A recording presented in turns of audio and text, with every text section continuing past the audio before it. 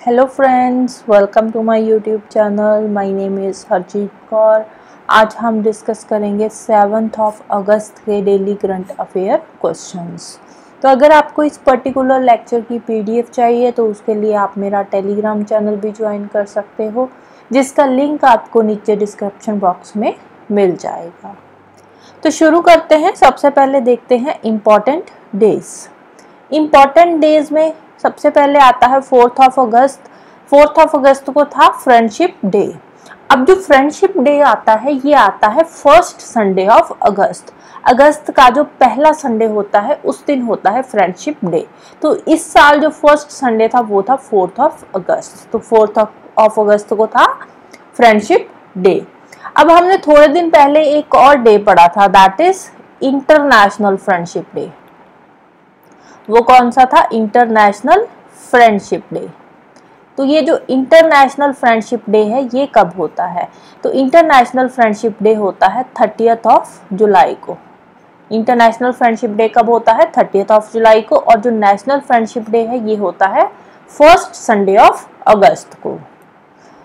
Next है 5 अगस्त। 5 अगस्त को आता है इंटरनेशनल ट्रैफिक लाइट्स डे। कौन सा है? Traffic lights day.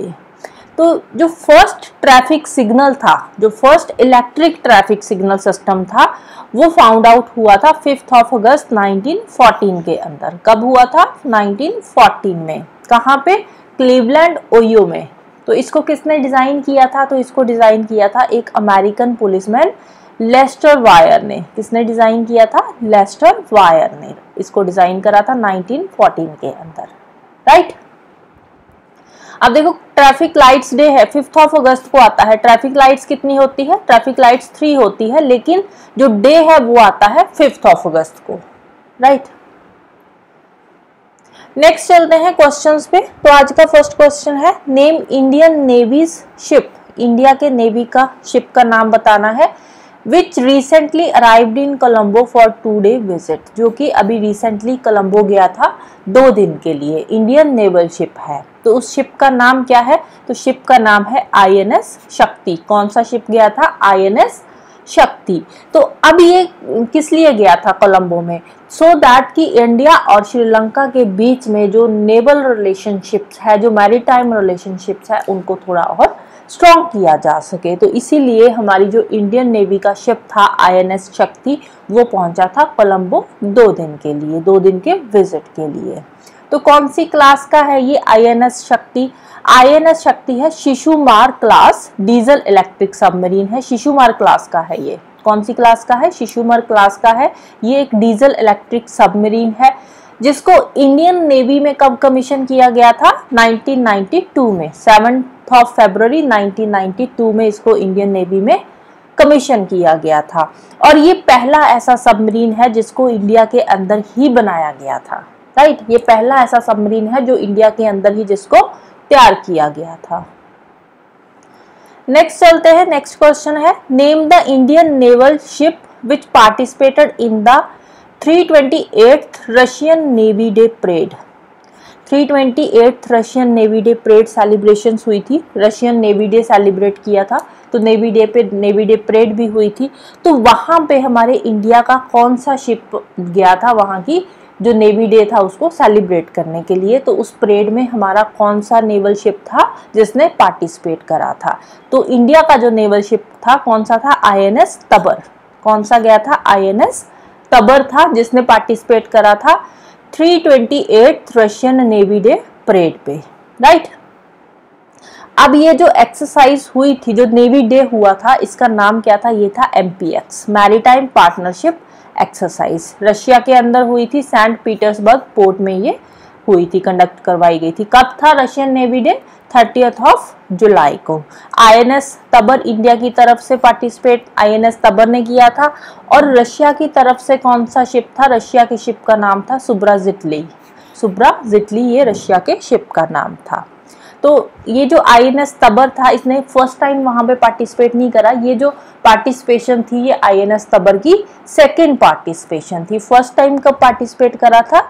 325th navy day पे। First time 325th navy day पे पार्टिसिपेट करा था, और अब सेकेंड टाइम जो पार्टिसिपेट करा है वो करा है 328 नेवी डे पे, 328 नेवी डे पे सेकेंड टाइम पार्टिसिपेट करा है, राइट। नेक्स्ट है recently Jeevan Daan award was given to which state. Jeevan Daan award दिया गया है कौन सी स्टेट को। अब रिसेंटली निकल कर गया है नेशनल ऑर्गन डोनेशन डे। कौन सा डे था? Organ donation day, right, organ donation day था। कब होता है ये organ donation day? Organ donation day होता है 3 अगस्त को। कब होता है? 3 अगस्त को होता है नेशनल ऑर्गन डोनेशन डे। 3 अगस्त को कौन सा डे होता है? Organ donation day. तो रिसेंटली जो आंध्र प्रदेश स्टेट है, आंध्र प्रदेश ने ऑर्गन डोनेशन में अपना एक बहुत ही सिग्निफिकेंट कंट्रीब्यूशन दिया है, जिसके चलते हुए आंध्र प्रदेश स्टेट को दिया गया है जीवन दान अवार्ड। कौन सा अवार्ड दिया गया है? Jeevan Daan award, right. Next है name the Indian astronauts which are shortlisted for Axiom 4 mission. Axiom 4 mission. अब ये जो एक्सियम मिशन है ये किसका है? एक्सियम मिशन है इसरो और नासा का। इसरो और नासा का ये एक्सियम मिशन है, जो कि मोस्ट प्रोबेबली 2024 में ही जो कंडक्ट किया जाएगा। तो एक्सियम 4 मिशन ये 4th मिशन है। यहाँ पे क्या है? एस्ट्रोनॉट्स को ISS भेजा जाएगा, इंटरनेशनल स्पेस स्टेशन में भेजा जाएगा। अब ISS पे भेजने के लिए इसरो की तरफ से 2 साइंटिस्ट है, 2 एस्ट्रोनॉट्स है जिनको शॉर्टलिस्ट किया गया है। इसरो की तरफ से कौन से 2 एस्ट्रोनॉट्स है जिनको शॉर्टलिस्ट किया गया है? तो वो है शुभांशु शुक्ला और प्रशांत बालकृष्ण नैयर, राइट। प्रशांत बालकृष्ण नैयर और शुभांशु शुक्ला जी को इसके लिए शॉर्टलिस्ट किया गया है। कौन से मिशन के लिए? एक्सियम 4 मिशन के लिए। तो आंसर आ जाएगा option D, both A and B. Next है who has been elected as the president of यूएन's इकोसॉक। यूएन's इकोसॉक, economic and social council. UN के टोटल कितने ऑर्गन्स है? यूएन के टोटल 6 ऑर्गन्स है, जिसमें से एक है इकोसॉक। जैसे CGI हो गया, सिक्योरिटी काउंसिल हो गया, इस तरह के 6 ऑर्गन्स है यूएन के। तो इसमें एक है इकोसॉक। तो इकोसॉक के रिसेंटली एक नए प्रेसिडेंट इलेक्ट किए गए हैं। तो जो नए प्रेसिडेंट इलेक्ट हुए हैं इकोसॉक के, उनका नाम क्या है? उनका नाम है बॉब रे। क्या नाम है? बॉब रे। और इन्होंने किसको रिप्लेस करा है? पॉला नर्वेज को इन्होंने रिप्लेस करा है, राइट। किसको रिप्लेस करा है? पॉला नर्वेज को रिप्लेस किया है। नेक्स्ट है who has been took over the additional charge of director general of BSF। BSF के डायरेक्टर जनरल का एडिशनल चार्ज किसने लिया है रिसेंटली? तो BSF के डायरेक्टर जनरल का जो एडिशनल चार्ज है वो लिया है दलजीत सिंह ने। किसने लिया है? दलजीत सिंह ने। BSF क्या है? BSF है बॉर्डर सिक्योरिटी फोर्स। जो दलजीत सिंह है ये ऑलरेडी डायरेक्टर जनरल है। किसके डायरेक्टर जनरल है? SSB के, सशस्त्र सीमा बल के ये ऑलरेडी डायरेक्टर जनरल है। और रिसेंटली इनको एडिशनल चार्ज दिया गया है BSF के डायरेक्टर जनरल का, राइट। नेक्स्ट है which country will host 3rd edition of global south summit. Global south summit हुई है, 3rd एडिशन की ये समिट है। तो ये जो 3rd एडिशन की समिट है होने जा रही है, अभी हुई नहीं है। तो मोस्ट प्रोबेबली ये होगी अराउंड अगस्त 17 के आसपास, राइट। अगस्त 17 के आसपास ये समिट होगी। तो ये कौन सी कंट्रीज को होस्ट कर रही है? तो इसको होस्ट कर रहा है इंडिया। कौन सी कंट्री होस्ट कर रही है? इसको इंडिया होस्ट कर रहा है। ये जो समिट है ये वर्चुअली होगी, राइट। तो ये समिट जो है ये वर्चुअली कंडक्ट होगी, इंडिया इसको होस्ट कर रहा है। 3rd एडिशन की ये समिट है, अराउंड 17 अगस्त ये होगी, राइट।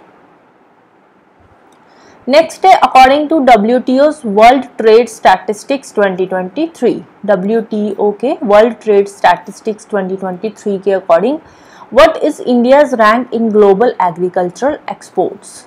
अब ग्लोबल एग्रीकल्चरल एक्सपोर्ट्स में इंडिया का कौन सा रैंक है कि एग्रीकल्चर की जो भी हम चीज़ें प्रोडक्ट्स एक्सपोर्ट करते हैं उसमें इंडिया का कितना रैंक है। अब डाटा कौन सा है? 2023 का डाटा है, 2023 का ही होगा, 4 तो अभी चल रहा है ना। तो 2023 में एग्रीकल्चरल एक्सपोर्ट्स में, ग्लोबल एग्रीकल्चरल एक्सपोर्ट्स में इंडिया का कौन सा रैंक था? तो इंडिया का रैंक है 8th रैंक है। कौन सा रैंक है? 8th रैंक है इंडिया का।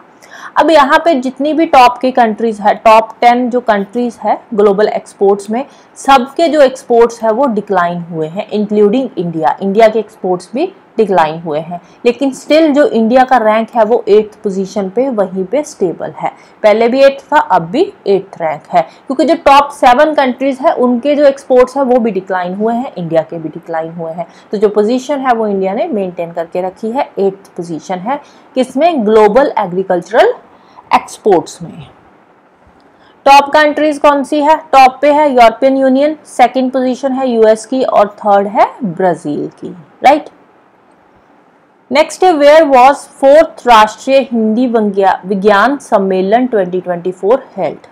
4th एडिशन का है ये, 4th क्या है ये? 4th एडिशन का है राष्ट्रीय हिंदी विज्ञान सम्मेलन 2024। जो 4th एडिशन का राष्ट्रीय हिंदी विज्ञान सम्मेलन 2024 हुआ है, तो ये कौन सी कंट्री के अंदर हुआ है? तो ये हुआ है भोपाल में। कौन सी कंट्री में था ये राष्ट्रीय हिंदी विज्ञान सम्मेलन? भोपाल ने इसको कंडक्ट करवाया था। और इसका थीम क्या था? इसका थीम था upgradation of national scientific consciousness in Amrit Kaal, right. तो ये इसका थीम है, थीम इंपॉर्टेंट है। नेक्स्ट है how many national high speed road corridors approved by the union cabinet. कितने national high speed road corridors जो है अभी बनने जा रहे हैं, जिनको अप्रूवल मिल चुका है? तो total number of national high speed road corridors है 8, जिनको यूनियन कैबिनेट का अप्रूवल मिल चुका है। तो ये कितने किलोमीटर के हैं? ये जो high speed road corridor projects बनने जा रहे हैं, इनकी टोटल लेंथ है 936 किलोमीटर। लेंथ कितनी है? 936 किलोमीटर की लेंथ है। टोटल खर्चा कितना आएगा इन पे? टोटल खर्चा आ जाएगा 50,655 करोड़ तक का इन पे खर्चा आ जाएगा। लेकिन इसका बेनिफिट क्या होगा? इससे जो लॉजिस्टिक एफिशिएंसी है हमारी वो इम्प्रूव होएगी, कंजेशन कम हो जाएगी। जैसे ट्रैफिक बहुत ज़्यादा होता है तो वो ट्रैफिक थोड़ा कम हो जाएगा, और जो कनेक्टिविटी है क्रॉस द कंट्री वो भी एनहांस होगी। तो अब देखते हैं एक एक करके कौन से कॉरिडोर से कौन सा बेनिफिट होने वाला है। अब जो आगरा और ग्वालियर के बीच का ट्रैवल टाइम है, जब ये कॉरिडोर्स बनकर तैयार हो जाएंगे उसके बाद आगरा और ग्वालियर के बीच का जो ट्रैवल टाइम है वो 50% तक कम हो जाएगा, आगरा और ग्वालियर के बीच का ट्रैवल टाइम। फिर खड़गपुर मोरेगांव जो कॉरिडोर बनने जा रहा है, खड़गपुर मोरेगांव कॉरिडोर बनने से वेस्ट बंगाल और नॉर्थ ईस्ट की जो इकोनॉमी है वो पूरी तरह से ही ट्रांसफॉर्म हो जाएगी। कौन से कॉरिडोर से? खड़गपुर मोरेगांव कॉरिडोर से। उसके बाद एक बन रही है कानपुर रिंग रोड। जब कानपुर रिंग रोड बन जाएगी तो उससे जो कानपुर के आसपास का जो हाईवे नेटवर्क है वो डीकंजेस्ट हो जाएगा, तो वहां पे जो कंजेशन है वो कम हो जाएगी। किससे? कानपुर रिंग रोड की वजह से। एक बन रहा है रायपुर रांची कॉरिडोर। रायपुर रांची कॉरिडोर जब बनकर तैयार हो जाएगा तो उसके बाद झारखंड और छत्तीसगढ़ की जो ग्रोथ है वो और ज्यादा इंक्रीज हो जाएगी। इसके अलावा एक नया कॉरिडोर बन रहा है, राइट। कहाँ पे बन रहा है ये? गुजरात के अंदर बन रहा है ये कॉरिडोर। नाम क्या है? थर्द एंड अहमदाबाद। कौन सा है? थर्द एंड अहमदाबाद। तो जब ये कंप्लीट हो जाएगा, ये गुजरात का है, जब ये कंप्लीट हो जाएगा तो उससे क्या है? उससे एक तो स्पीड बढ़ेगी जो रोड नेटवर्क की, इसके साथ साथ पोर्ट कनेक्टिविटी भी इंक्रीज होएगी। पोर्ट कनेक्टिविटी सीमलेस हो जाएगी, तो अगर पोर्ट कनेक्टिविटी सीमलेस हो जाएगी तो उससे जो लॉजिस्टिक कॉस्ट है, लॉजिस्टिक कॉस्ट भी कम हो जाएगी। Guwahati ring road. Guwahati ring road जब बन के तैयार हो जाएगा तो नॉर्थ ईस्ट का जो एक्सेस है वो और ज़्यादा अच्छा हो जाएगा, कंजेशन कम हो जाएगा। अयोध्या का जो ट्रैवलिंग टाइम है ये भी पहले से कम हो जाएगा। इसके अलावा 8 लेन एलिवेटेड फ्लाईओवर बन रहा है। कहाँ पे? पुणे एंड नासिक के बीच में। पुणे और नासिक में 8 लेन एलिवेटेड फ्लाईओवर बन रहा है। इससे क्या होगा? ये जो लॉजिस्टिक नाइटमेयर है उसको ये एलिमिनेट करेगा, राइट। नेक्स्ट चलते हैं निवाहिका वेब पोर्टल। निवाहिका वेब पोर्टल ये लॉन्च हुआ है, किसके लिए है? ये डाटा मैनेजमेंट के लिए है। निवाहिका जो वेब पोर्टल है ये किससे रिलेटेड है? डाटा मैनेजमेंट से रिलेटेड है। डाटा मैनेजमेंट में एक्यूरेसी इंक्रीज होएगी, इससे कंसिस्टेंसी बढ़ेगी निवाहिका पोर्टल से। तो ये किसने लॉन्च करा है? तो इसको लॉन्च करा है NIT कालीकट ने। किसके ने लॉन्च करा है? NIT कालीकट ने इसको लॉन्च किया है, राइट। नेक्स्ट है, who has been crowned as Miss Nepal World 2024। Miss Nepal World 2024 कौन बनी है? तो ये बनी है अश्मा कुमारी केसी। कौन बनी है? अश्मा कुमारी केसी बनी है मिस नेपाल वर्ल्ड 2024। नेक्स्ट है, which country recently blocks Instagram. Recently कौन सी कंट्री ने इंस्टाग्राम को ब्लॉक कर दिया है? तो कंट्री का नाम है टर्की। क्यों बैन करा है वहाँ पे इंस्टाग्राम? तो वहाँ पे एक जो हमास लीडर है इस्माइल हनैया जो हमास लीडर है, इनकी डेथ हो गई थी। अब इसकी वजह से ये जो इंस्टाग्राम है इस पे बहुत सारी पोस्टें आ रही है इंस्टाग्राम पे इस्माइल हनैया से रिलेटेड।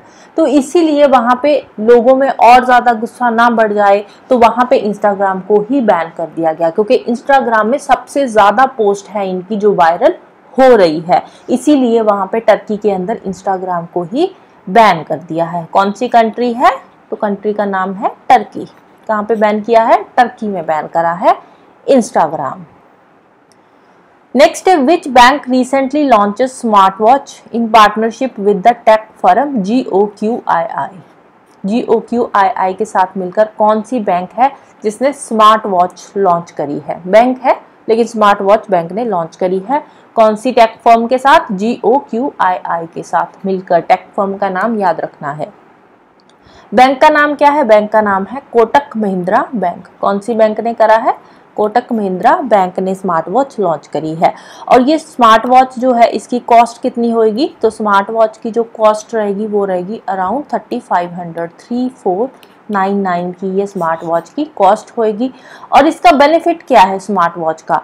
कि आप ये जो स्मार्ट वॉच है इस स्मार्ट वॉच के थ्रू आप हैसल फ्री ट्रांजैक्शन कर सकते हो अप टू 5000 तक की आप ट्रांजैक्शन कर सकते हो इस स्मार्ट वॉच के थ्रू। किसी भी पिन वगैरह डालने की आपको ज़रूरत नहीं होगी। तो स्मार्ट वॉच से ही अब आप पेमेंट कर सकते हो। कौन सी बैंक है? कोटक महिंद्रा बैंक ने स्मार्ट वॉच लॉन्च करी है, राइट। तो अब ये जो अमाउंट है कितने तक की आप इसमें पेमेंट कर सकते हो ये भी इम्पोर्टेंट है। 5000 तक की आप इसके थ्रू पेमेंट कर सकते हो, राइट।